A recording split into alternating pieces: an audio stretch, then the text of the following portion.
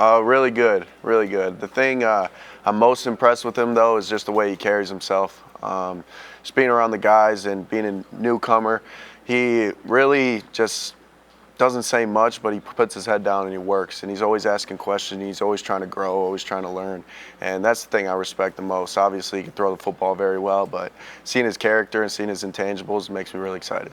JJ, what stands out about a Nick Saban coach defense? Extremely well coached. You know, he's been coaching that system for a long time, and you could tell that it's dialed to a T. You know, polished out all the imperfections of it on a week-to-week basis, and always, you know, adapting and overcoming the mistakes they made from the previous weeks. And just having the talent and, you know, the athleticism to go along with that makes them a very dangerous defense.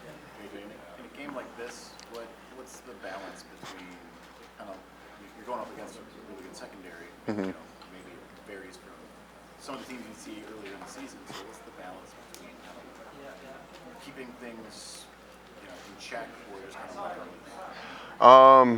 You know, it's going to be one of those games where we're kind of have to feel it out, you know, the entire game. It's going to be like a boxing match. They're going to come out hard, we're going to come out hard, and then we're going to figure things out as we go. But it's going to have to be a balance where running the football and passing the football, because it's tremendous defense and, you know, just one of the top teams overall in the country. So just being able to feel them out and adapting is going to be crucial. Good seeing you. What has been an improvement for you this season? Like if the pocket's not perfect and it's getting pushed back or there's disruption there, how are you able to operate when the pocket's not perfect? I felt like just being able to move around in the pocket and keep my eyes downfield is a big jump from last year, and being able to correspond the scrambling rules with the routes at the play at hand, and just being able to know where everyone's at, and knowing if it's cover two, then I got a backside post that free safety might not think is there because they're looking at the over route, and little stuff like that where it's just like, you know, making sure that when the opportunities are at hand to scramble, I'm perfect on all ends, and especially with the little details of making sure we can hurt them in a moment like that.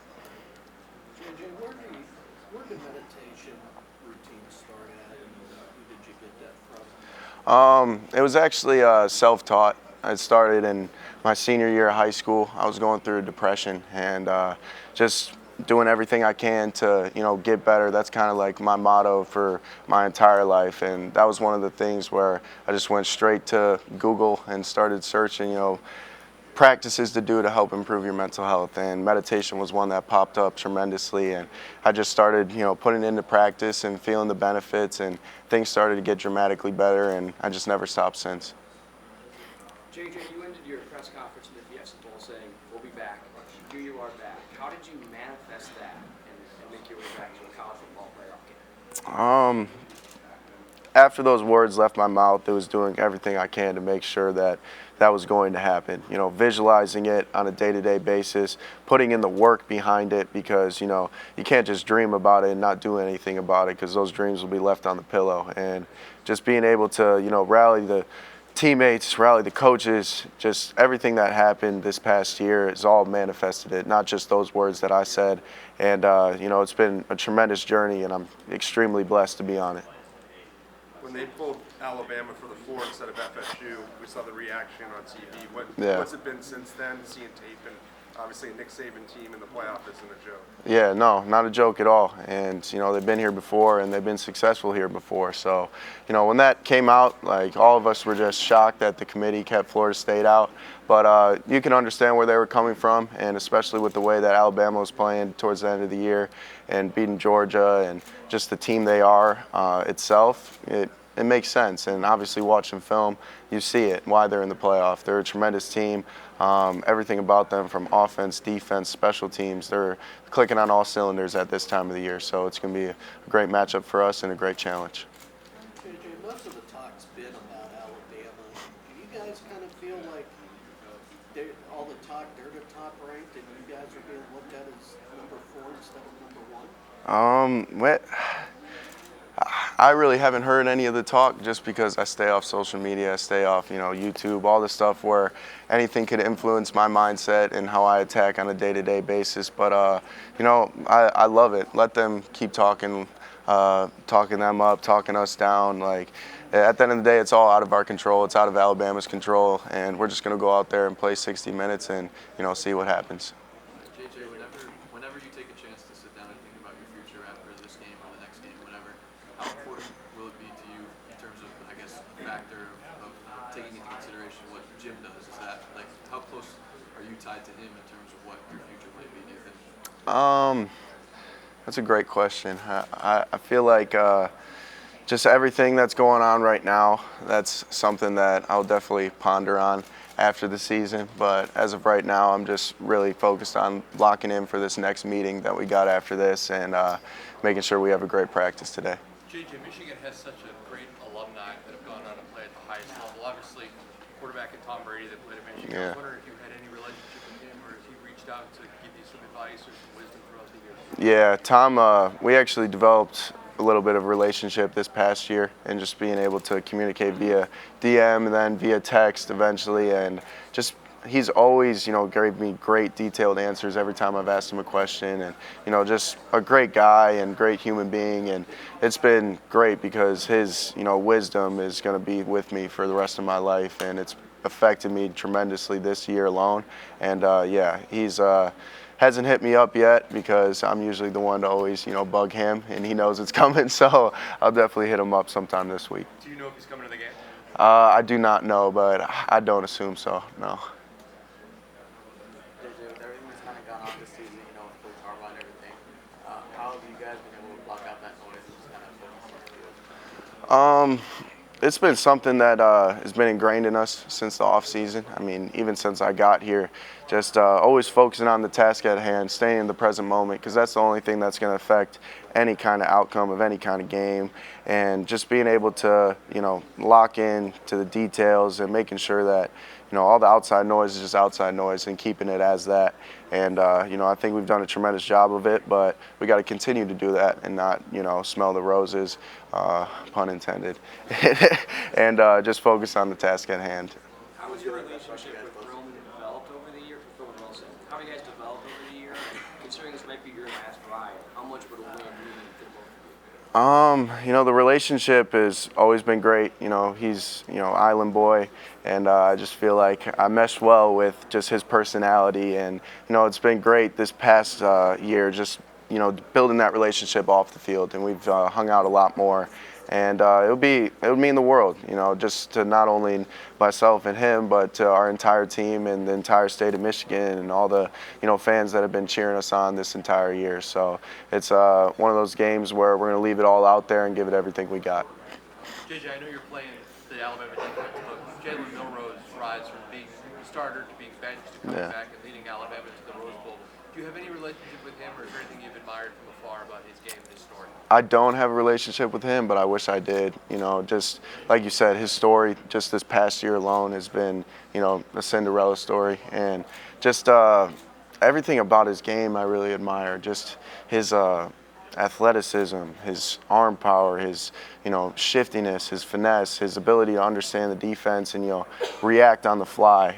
Just everything about him makes him, a top day one, day two guy. And I just, can't wait to see him against our defense and, on the field. But, yeah, there's so many things I admire about him, and I think he's a phenomenal quarterback.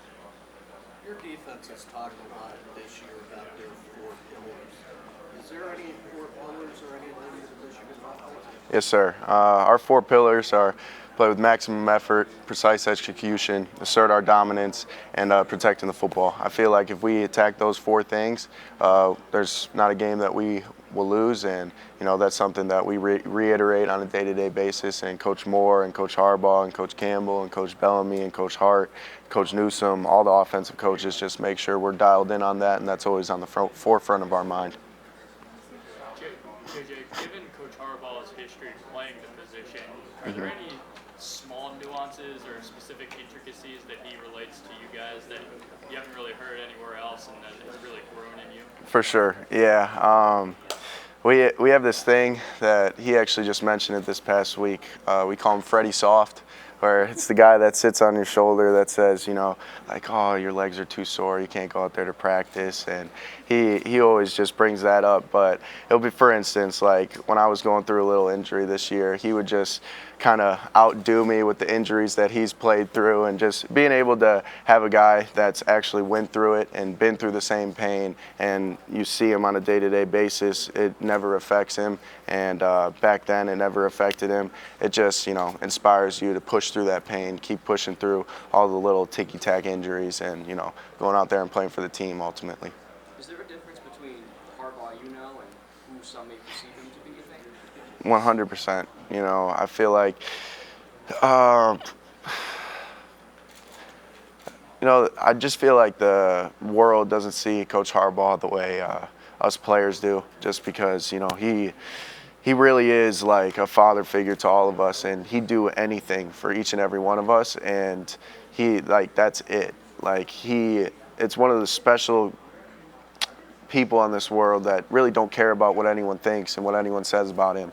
And just being able to go through everything that he's been through and get all the hate and just, you know, pretty disgusting, just, you know, attention towards him. It really stinks, but he doesn't care about it, so we don't care about it at the end of the day. And just being able to have that as our leader, it's been amazing.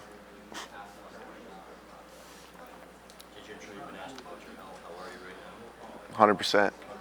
I'd say 110% actually. Yeah. How much did that last month help with you and the guys up front? Tremendously, yeah. You know, Drake was going through a little something. Keegs was going through a little something. I mean, everybody was kind of going through a little something. So being able to get that time to just rest and let our bodies, you know, take its natural course, it's been tremendous. Need it for this game too.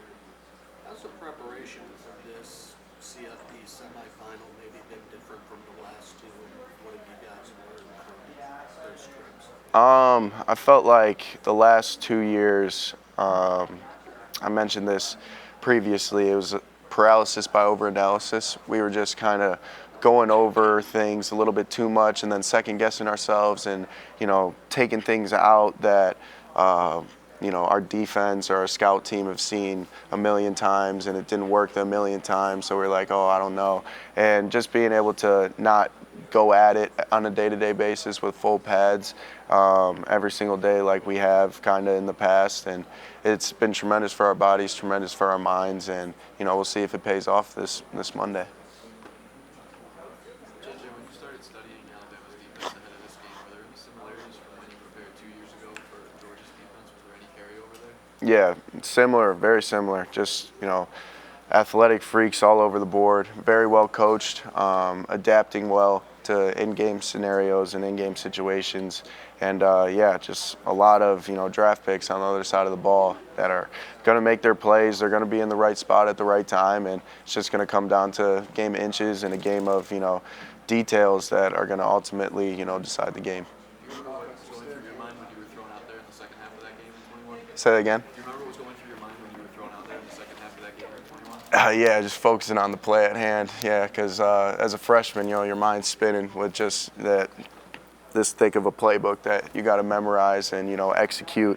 And that was really it. Obviously, once the play starts, you're like, wow, these guys are really fast, really big, and they hit really hard. But you know, just keeping things simple, just focusing on the play at hand. From an offensive standpoint, why is this offense better equipped to handle an SEC defense than it was 2 years ago? I would say just the maturity of everyone, from Coach Moore to Coach Campbell down. I feel like just the experience of being in these games has helped tremendously, and just being able to adapt all year, whether, you know, we were playing Penn State and we had to run the ball, and that was, you know, the attack strategy, and then Ohio State where we had a different attack strategy, and adapting throughout the games. I feel like that's been, you know, a tremendous tool that we've developed over the years, and it's going to pay out huge this game. I mean, a lot of talk 5-minute warning, Michigan's before time this will end season. in 5 Yeah. minutes. How do you feel this offense has become more balanced, I guess, over the course of the year? I would say the term balance, everyone thinks like 50-50, run the ball, pass the ball every single game. I feel like balance for us is, okay, we are really good at running the ball, we're really good at passing the ball. What do we need to do to win? And, we're going to do that. And obviously you'd like it to be 50-50 every single game, but it really doesn't turn out that way most of the time. So, yeah, I just feel like, we'll adapt and be as balanced as we can. JJ, there's a narrative, rather it be true or false, I'll let you answer, that Michigan's offense kind of conservative, that you can do more than they ask of you physically. Do you agree with that, or is that a mischaracterization? I mean, at the end of the day, I'm always going to do what is asked of me and not question anybody, not complain, because at the end of the day, if we're winning football games, that's all that matters, and that's all I care about.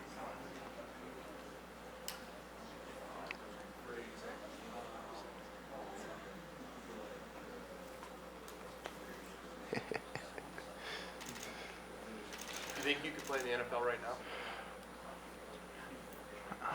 It's a great question. Yes, I do, but I feel like there's so much more I could grow, so much more I could develop, just so many more things that, could prepare me to play better in the NFL, but I feel like I played in the NFL right now, yeah. Do you think you could come back for your senior season if, say, Coach Moore is the head coach for the entire season and Coach Harbaugh goes? Obviously two fantastic head coaches that I would love to play for the rest of my life, but at the end of the day, I'm excited to play for them on Monday, and that's all I really care about. Yeah, speaking of that, what's the biggest difference you notice on the sidelines in the games where it's Jim versus the games where Sharon is the head coach? I feel like the biggest difference that I see is just Coach Moore not as I don't want to say stressed out, but there's so much on his plate, and I feel like he's a lot more relaxed and a lot more calm and just more of himself when he's not having to call plays, coach the offensive line, call the timeouts, accept or decline the penalties and stuff like that. So when Coach Harbaugh's there, he's kind of like the glue that puts everything together, and it's been tremendous to have him back. For many years with Michigan, it couldn't beat Ohio State. Now it's third trip to the CFP. You've lost the first two. I feel like the same pressure is there to kind of get past this narrative. There's going to be pressure regardless of what the narrative is. So I feel like, we expected that and we predicted that, so it's therefore manageable, and we just focus on what we're doing on a day-to-day basis, and only focus on that play at hand that we're preparing for. JJ, weighing the pros and cons of returning to Michigan for another year and the NFL draft, have you looked at other guys, whether it's Joe Burrow, Trevor Lawrence, Bo Nix, who stepped around for another season, or vice versa? No, to be honest with you, I really haven't thought about it at all. And when, the season's over, that's when I'll start weighing out the pros and cons and all that, but all I can focus on is Monday. JJ, coming up on a full season with A.J. Barner now, what is your relationship with him like, and how does he compare to Colson Loveland, and assess maybe what their impact will be in the game? They bounce off each other really well. And just being able to see A.J. come in as, a captain from IU and always having that work ethic, always having that grit to him. And he really him, Max Bredesen, Colston, obviously the offensive line, they make the offense go. And just being able to see his development in the pass game over this year and being able to, feel different zones and win versus man coverage, he's been a tremendous addition to our team and just a great human being overall. One of my best friends on the team, and just can't wait to see what he does this game and, the next games for his career. All right, that will conclude.